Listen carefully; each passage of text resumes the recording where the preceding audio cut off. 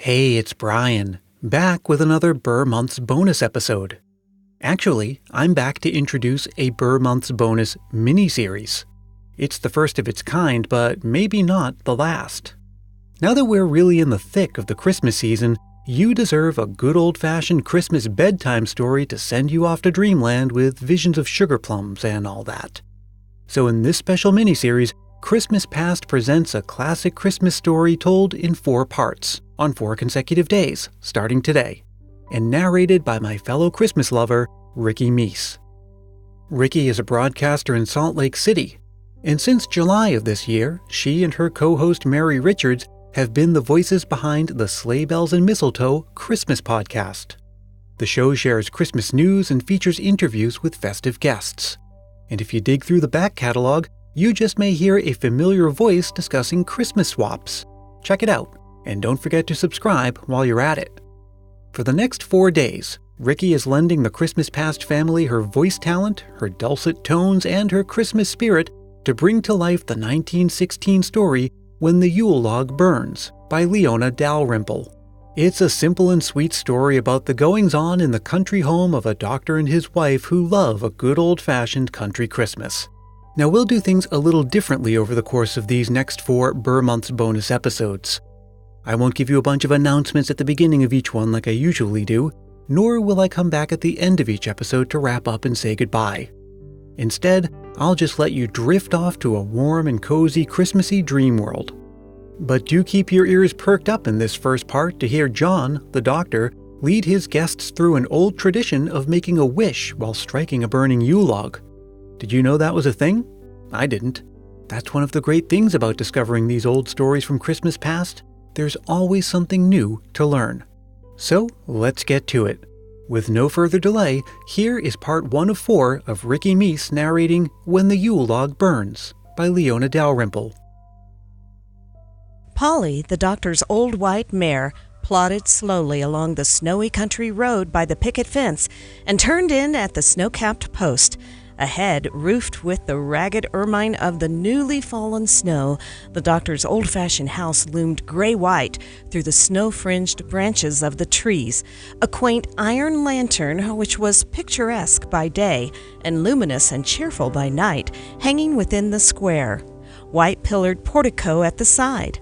That the many-paned old-fashioned windows on the right framed the snow-white head of Aunt Ellen Leslie, the doctor's wife. The old doctor himself was comfortably aware, for his kindly eyes missed nothing. He could have told you, with a reflective stroke of his grizzled beard, that the snow had stopped but an hour since, and that now, through the white and heavy lacery of branches to the west, glowed the flame gold of a winter sunset, glinting ruddily over the box-bordered brick walk, the orchard, and the comfortable barn which snugly housed his huddled cattle, that the grasslands to the south were thickly blanketed in white, and that beyond in the evergreen forest the stately pines and cedars were marvelously draped and coiffed in snow. For the old doctor loved these things of nature as he loved the peace and quiet of his home. So as he turned in at the driveway and briskly resigned the care of Polly to old Asher, his seamed and wrinkled helper, the doctor's eyes were roving now to a corner, snug beneath a tattered rug of snow, where by summer Aunt Ellen's petunias and phlox and larkspur grew, and now to the rose bushes ridged in down, and at last to his favorite winter nook, a thicket of black alders freighted with a wealth of berries. How crimson they were amid the white quiet of the garden, and the brightly colored fruit of the barberry flamed forth from a snowy bush like the cheerful elf lamps of a wood gnome. There was equal cheer and color in the old-fashioned sitting room to which the doctor presently made his way, for a wood fire roared with a winter gleam and crackle in the fireplace, and Aunt Ellen Leslie rocked slowly back and forth by the window with a letter in her hand. "Another letter?" exclaimed the doctor, warming his hands before the blazing log. "God bless my soul, Ellen, we're becoming a nuisance to Uncle Sam." But for all the brisk cheeriness of his voice, he was furtively aware that Aunt Ellen's brown eyes were a little tearful, and presently crossing the room to her side, he gently drew the crumpled letter from her hand and read it. "So John's not coming home for Christmas either, huh? Well, now that is too bad. Now, Mother," as Aunt Ellen wiped her glasses, "we should feel proud to have such busy children. There's Ellen and Margaret and Anne, with a horde of youngsters to make a Christmas for. And John, bless your heart, Ellen, that's a busy man. A broker now is one of the very busiest of men. And what with John's kiddies and his beautiful society wife and that grand Christmas Eve ball he mentions, why," the doctor cleared his throat, "why, dear me, it's not to be wondered at, say I. And Philip and Howard, busy as architects and lawyers usually are at Christmas. And as for Ralph," the doctor looked away, "well, Ralph hasn't spent a Christmas home since college days." "It will be the first Christmas we ever spent without some of them home," ventured Aunt Ellen, biting her lip courageously, whereupon the old doctor patted her shoulder gently with a cheery word of advice. Now, there was something in the touch of the old doctor's broad and gentle hand that always soothed, wherefore Aunt Ellen presently wiped her troublesome glasses again and bravely tried to smile. And the doctor, making a vast and altogether cheerful to-do about turning the blazing log, began a brisk description of his day. It had ended professionally at a lonely little house in the heart of the forest, which Jarvis Hildreth, dying but a scant year since, had bequeathed to his orphaned children, Madge and Roger. "And, Ellen," finished the doctor soberly, "there he sits by the window, day by day, poor lame little lad, staring away so wistfully at the forest. And Madge, bless her brave young heart, she stitches and sews away, all the while weaving him wonderful yarns about the pines and cedars to amuse him. All out of her pretty head, mind you. A lame brother and a passion for books," said the doctor, shaking his head. "A poor inheritance for the lass. They worry me a lot, Ellen, for Madge looks thin and tired. And today," the doctor cleared his throat, "I think she began crying." "Crying!" exclaimed Aunt Ellen, her kindly brown eyes warm with sympathy. "Dear, dear. And Christmas only 3 days off. Why, John dear, we must have them over here for Christmas, to be sure. And we'll have a tree for little Roger, and a Christmas masquerade, and such a wonderful Christmas altogether as he's never known before." And Aunt Ellen, with all the embracing motherhood of her gentle heart aroused, fell to planning a Christmas for Madge and Roger Hildreth that would have gladdened the heart of the Christmas saint himself. Face aglow, the doctor bent and patted his wife's wrinkled hand. "Why, Ellen," he confessed warmly, "it's the thing I most desired. Dear me, it's a very strange thing indeed, my dear, how often we seem to agree. I'll hitch old Billy to the sleigh and go straight after them now while Annie's getting supper."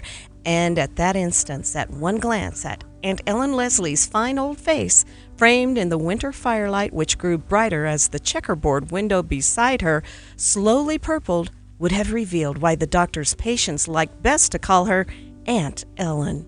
So with a violent jingle of sleigh bells, the doctor presently shot forth again into the white and quiet world, and as he went, gliding swiftly past the ghostly spruces by the roadside, oddly enough, despite his cheerful justification to Aunt Ellen, he was fiercely rebelling at the defection of his children. John and his lovely wife might well have foregone their fashionable ball, and Howard and Philip, their holiday-keeping metropolitan clubs, were shallow and artificial, surely compared with a home-keeping reunion about the Yule log. As for the children of Anne and Ellen and Margaret, well, the doctor could just tell those daughters of his that their precious youngsters liked a country Christmas best. He knew they did. Not that complex, steam-heated hothouse offshoot of that rugged flower of simpler times when homes were further apart, but a country Christmas of keen, crisp cold and merry sleigh bells, of rosy cheeks and snowballs, of skating on the Deacon's Pond, and a jubilant hour after around the blazing wood fire. A Christmas, in short, such as the old doctor himself knew and loved, of simplicity and sympathy and home-keeping heartiness. And then there was Ralph. But here the doctor's face grew very stern. Wild tales came to him at times of this youngest and most gifted of his children, tales of intemperate living, interlarded with occasional tales of brilliant surgical achievement on the staff of St. Michael's, for the old doctor had guided the steps of his youngest son to the paths of medicine with a great hope long abandoned. "Oh, well," the doctor sighed, and abruptly turning his thoughts to Madge and Roger. They at least should know the heart glow of a real Christmas, a masquerade party of his neighbor's Christmas Eve, perhaps, such as Aunt Ellen had suggested, and a Yule log. But now it was in the midst of his Christmas plans that a daring notion flashed temptingly through the doctor's head, was banished with a shrug, and flashed again, whereupon, with his splendid capacity for a prompt decision, the doctor suddenly wheeled old Billy about and went sleighing in considerable excitement into the village, whence a host of night telegrams went singing over the busy wires to startle eventually a slumbering conscience or so. And presently, when the doctor drew up with a flourish before the lonely little house amongst the forest pines, his earlier depression had vanished. So with a prodigious stamping of snow from his feet and a cheerful wave of his mittened hand to the boy by the window, the doctor bustled cheerily indoors, and with kindly eyes averted from the single telltale saucepan upon the fire, over which Madge Hildreth had bent with sudden color, fell to bustling about with a queer lump in his throat, and talking ambiguously of Aunt Ellen's Christmas orders, painfully conscious that the girl's dark face had grown pitifully white and tense, and that Roger's little face was glowing. And when the fire was dampened by the doctor himself and his Christmas guest hustled into dazed, protesting readiness, the doctor deftly muffled the thin little fellow in blankets and gently carried him out to the waiting sleigh with arms that were splendid and sturdy and wonderfully reassuring. "There, there, little man," he said cheerfully. "We've not hurt the poor lame leg once, I reckon. And now we'll just help Sister Madge blow out the lamp and lock the door and be off to Aunt Ellen." But strangely enough, the doctor halted abruptly in the doorway and turned his kindly eyes away to the shadowy pines, and Sister Madge, on her knees by Roger's bed, sobbing and praying in an agony of relief, presently blew out the lamp herself and wiped her eyes. For nights among the whispering pines are sleepless and long when work is scarce, and Christmas hovers with cold, forbidding eyes over the restless couch of a dear and crippled brother. Round the doctor's house frolicked the brisk cold wind of a Christmas Eve, boisterously rattling the luminous checkerboard windows and the Christmas wreaths, tormenting the cheerful flame in the old iron lantern, and whisking away the snow from the shivering elms, whistling eerily down the doctor's chimney to startle a strange little cripple by the doctor's fire, who, queerly enough, would not be startled. For to Roger there had never been a wind so Christmassy or a fire so bright and warm, and his solemn black eyes glowed. Never a wealth of holly and barberry and alderberries so crimson as that which rimmed the snug old house in Christmas flame. Never such evergreen wreaths, for tucked up here in this very chair by Aunt Ellen, he had made them all himself of boughs from the evergreen forest. And never surely such enticing odors as had floated out for the last 2 days from old Annie's pots and pans as she baked and roasted and boiled and stewed in endless preparation for Christmas Day and the Christmas Eve party, scolding away bedtimes in indignant whispers at old Asher, who by reason of chuckling air of mystery was in perpetual disgrace. Wonderful days indeed for Roger, with Sister Madge's smooth, pale cheeks catching the flaring scarlet of the holly, and Sister Madge's slim and willing fingers so busy hanging boughs that she had forgotten to sigh, with motherly Aunt Ellen so warmly intent upon Roger's comfort and plans for the masquerade that many a significant and mysterious occurrence slipped safely by her kindly eyes. And with the excited doctor's busy sleigh jingling so hysterically about on secret errands, and his kindly face so full of boyish mystery, that Roger, with the key to all this Christmas intrigue locked safely in his heart, had whispered a shy little warning in the culprit's attentive ear. Roger caught his breath and eyed the grandfather's clock, ticking boastfully through a welter of holly. Presently, it would be time for the doctor's masquerade, and later, when the clock struck 12 and the guests took their masks off, that great surprise which the doctor had planned so carefully by telegram. But now from the kitchen came the sound of the doctor singing, "Come bring with a noise, my merry, merry boys, the Christmas log to the firing." Roger clapped his thin little hands with a cry of delight, for old Asher and the doctor were bringing in the Yule log to light it presently with the charred remains of the Christmas log of a year ago. Tomorrow another Yule log would crackle and blaze and shower on the hearth, for the old doctor molded that custom to suit his fancy.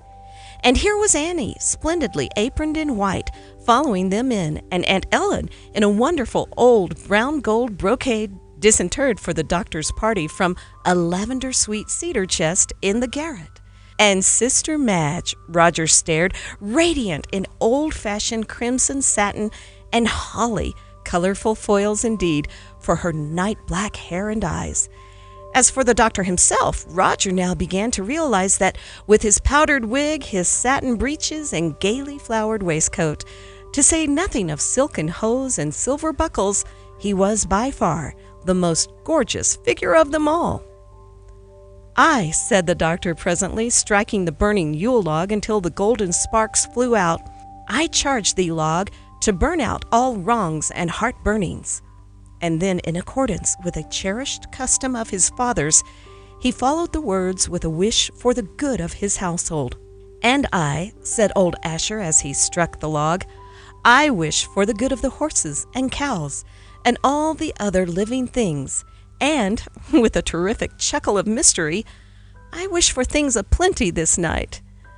"And I," said old Annie, with a terrible look in her imprudent spouse as she took the poker, "I wish for the harvest, and wit for them that lack it." But Roger had the poker now, his black eyes starry. I wish for more kind hearts, like Aunt Ellen's and the doctor's." He burst forth with a strangled sob as the sparks showered gold. "For more sisters like Sister Madge," his voice quivered and broke, and for all the boys who cannot walk and run."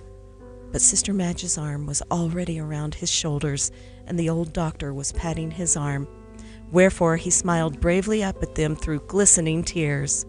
Now, little lad," reminded the doctor, "it's Christmas Eve." Whereupon he drew a chair to the fire and began a wonderful Christmas tale about St. Boniface and Thunder Oak and the first Christmas tree. Roger reflected wonderingly. He knew so many different things, how to scare away tears, and all about mistletoe and druids, and still another story about a fir tree, which Roger opined respectfully was nothing like so good as Sister Madge's story of the Cedar King, who stood outside the window. "Very likely not," admitted the doctor gravely. "I've nothing like the respect for Mr. Hans Andersen myself that I have for Sister Madge." "I thought," ventured Roger shyly, slipping his hand suddenly into the doctor's, "that doctors only knew how to cure folks." "Bless your heart, laddie," exclaimed the doctor, considerably staggered. "They know too little of that, I fear," as the grandfather's clock came into the conversation with a throaty boom. "It's 7:30. And from then on, Roger noticed, the doctor was uneasy, presently opining, with a prodigious hum, that Aunt Ellen looked mightily pale and tired, and that he, for one, calculated a little sleigh ride would brace her up for the party. This Aunt Ellen immediately flouted, and the doctor was eventually forced to pathetic and frequent reference to his own great need of air. "Very well, my dear," said Aunt Ellen mildly, striving politely to conceal her opinion of his mental health. "I'll go, since you feel so strongly about it. But a sleigh ride in such a wind, and such clothes when one is expecting party guests." But the relieved doctor was already bundling the brown gold brocade into a fur-lined coat and winking at Roger. Thus it was that even as the doctor's sleigh flew merrily by the Deacon's Pond, far across the snowy fields to the north gleamed the lights of the 752, rushing noisily into the village.